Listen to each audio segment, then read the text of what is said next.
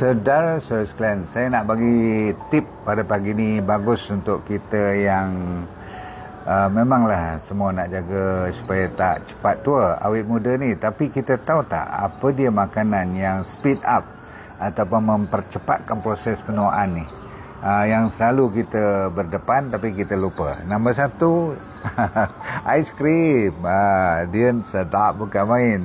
Tapi dia membawa kita kepada krepot, jadi tua cepat. Soda, semua jenis soda. Tahu kan minuman dalam tin tu. Lepas tu, yang ni kena jaga. Fruit juice. Tahu fruit juice? Jaga baik-baik. Jangan terlalu banyak ambil fruit juice. Fruit smoothie tak apa.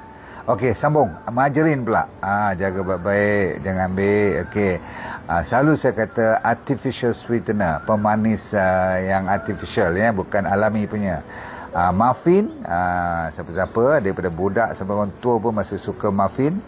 Ataupun jenis-jenis donat semua ni. Bagel-bagel ni. Ya Allah. Hai. Cepat tua, babe. Tapi kita di negara timur ni, orang Islam terutama sekali tak ambil alkohol. Kalau you ambil alkohol, lagi cepat, termasuklah merokok, lagi cepat tua. So, cuba-cubalah kita hindarkan semua ni. Bye.